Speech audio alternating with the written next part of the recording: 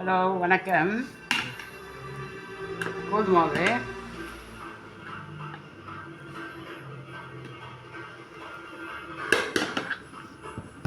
இது தாளியல் அரிசி மாவு,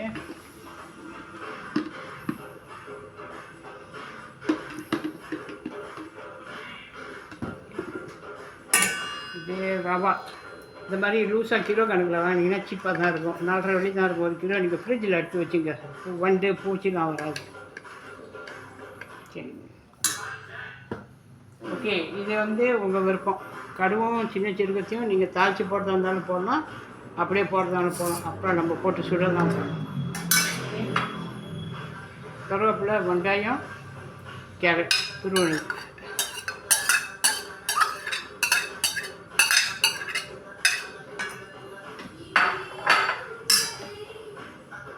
உப்பு முதல்ல போடுறேன். அதை கரைச்சிட்டு பார்க்கலாம் எவ்வளோ தேவைப்படுது.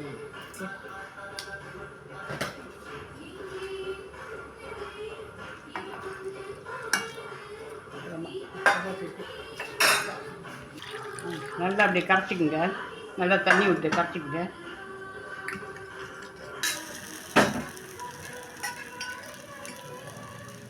எண்ணெய் சுற்றி வர வச்சுருக்கோம். நல்லா பொறிஞ்சு முறுமுறுன்னு வரும்.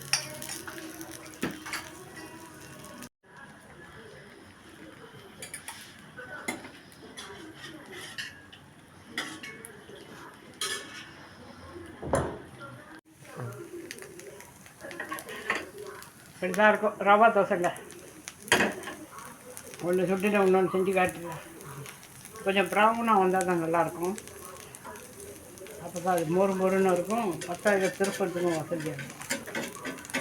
கடையிலனா கல் பெருசாக இருக்கும். இப்போ நம்ம வீட்டில் வந்து லிமிட்டான சின்ன சைஸாக தான் இருக்கும். அதனால் வந்து பார்த்து தான் லிமிட்டாக ஊற்றுங்க. ஈஸி செய்யறதுக்கு. அதான் இது அநியாயம் விலைக்கு விட்டுவாங்க. இந்த ரெஸ்டாரண்ட் 3.5 வழி பெரியஸாக ஊற்றி 2 வெட்டி கொடுப்பாங்க. ஆமாம்,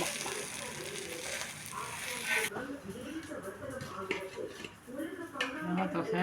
இதுக்கு மட்டன் கறி, தண்ணி கறி.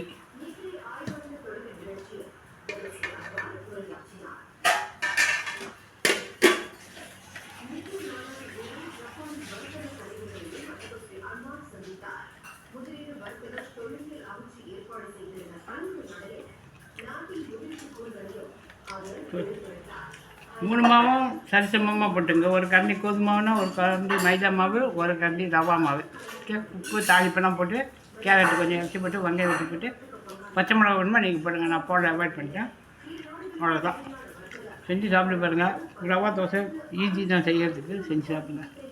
தேங்க்யூ ஃபார் வாட்சிங். பாய்.